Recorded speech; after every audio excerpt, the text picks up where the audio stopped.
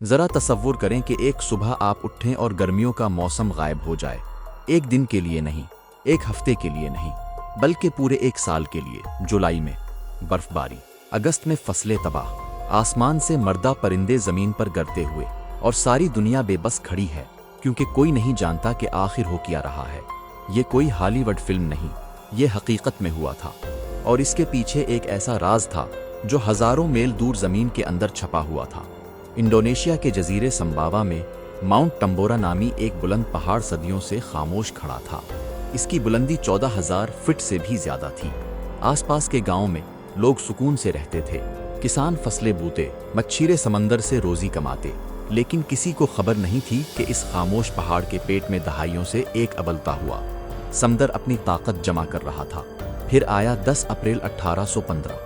जो धमाका हुआ वो 10,000 साल की इंसानी तारीख का सबसे ताकतवर आतिशफशां धमाका था। इसकी गज 1600 मील दूर तक सुनी गई। बरतानवी फौज के अफसरों ने समझा कि दुश्मन जंगी जहाज़ों ने हमला कर दिया है और तोपें तैयार करने का हुक्म दे दिया। दोपहर के वक्त आसमान काला सियाह हो गया। पहाड़ के अंदर से आग और जहरीली गैसों का एक तूफान 1000 डिग्री सेंटीग्रेड से ज्यादा गर्मी के साथ सैकड़ों मील फी घंटा की रफ्तार से नीचे आया।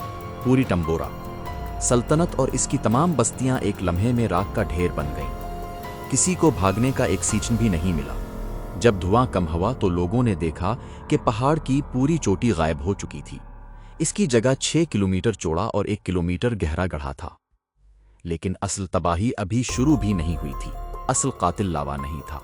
असल कातिल एक ऐसा दुश्मन था जो नजर नहीं आता। इस धमाके ने करोड़ों टन सल्फर डाइऑक्साइड गैस सीधा स्ट्रेटोस्फीयर में फेंक दी। ये जमीन से 30 मील ऊपर की फजा है जहां हवा की हरकत बहुत कम होती है। इस गैस ने वहां पानी के जरों के साथ केमियाई रद्द अमल किया और अरबों छोटे सल्फेट एरोसोल्स बन गए जो छोटे आयनों की तरह काम करते थे। इन जरों ने मिलकर पूरी जमीन के गर्द एक नादीदा चादर बना ली। जब सूरज की रोशनी और गर्मी जमीन की तरफ आती तो ये चादर उसे वापस खला में फेंक देती। जमीन ठंडी होने लगी और अगले ही साल 1816 में पूरी दुनिया ने इसका खौफनाक नतीजा भुगता। तारीख इस साल को आज भी एक ही नाम से जानती है, बगैर गर्मी का साल। अमेरिका, कनाडा और यूरोप में जुलाई के महीने में बर्फ पड़ी। गर्म मौसम में दर्जा हरारत 0 से नीचे चला गया।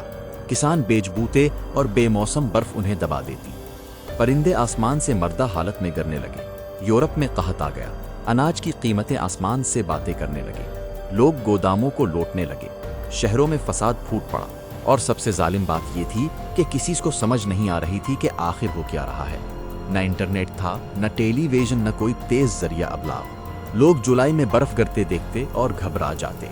कुछ को लगा कि सूरज हमेशा के लिए बुझ रहा है, कुछ ने इसे खुदा का अजाब समझा। खौफ और नामीदी ने पूरी दुनिया को जकड़ लिया। आहिस्ता आहिस्ता एरोसोल्स वापस जमीन पर गिरते रहे। 1820 तक यानी धमाके के 5 साल बाद दुनिया का मौसम दोबारा नॉर्मल हुआ। लेकिन एक सवाल जहन में आता है, अगर आज ऐसा हो, दुनिया की पूरी हुआ बाजी सनत चंद घंटों में तबाह हो जाएगी। आतिश फशानी राख जेट इंजनों को तबाह कर देती है। ये ब्रिटिश एयरवेज की फ्लाइट 009 ने साबित किया जब जकार्ता के करीब राख के बादल में दाखिल होकर इसके चारों इंजन बंद हो गए। स्टॉक मार्केटें क्रैश हो जाएंगी, करोड़ों लोग बेरोजगार हो जाएंगे और सोशल मीडिया इस खौफ को कई गुना बढ़ा देगा। सबसे डराने वाली बात यह है कि माउंट टम्बोरा अभी मरा नहीं है। ये एक एक्टिव आतिशफशां है। उसका आखिरी धमाका 1967 में रिकॉर्ड हुआ और मार्च 2026 में उसके नीचे बढ़ती हुई जलजलाती सरगर्मी रिकॉर्ड की गई है। ये पहाड़ मरा नहीं है, ये बस आराम कर रहा है। फितरत ना वार्निंग देती है, ना माफ़ी मांगती है। इंसान चाहे कितनी भी तरक्की कर ले, इसके आगे हमेशा बेबस रहा है और रहेगा।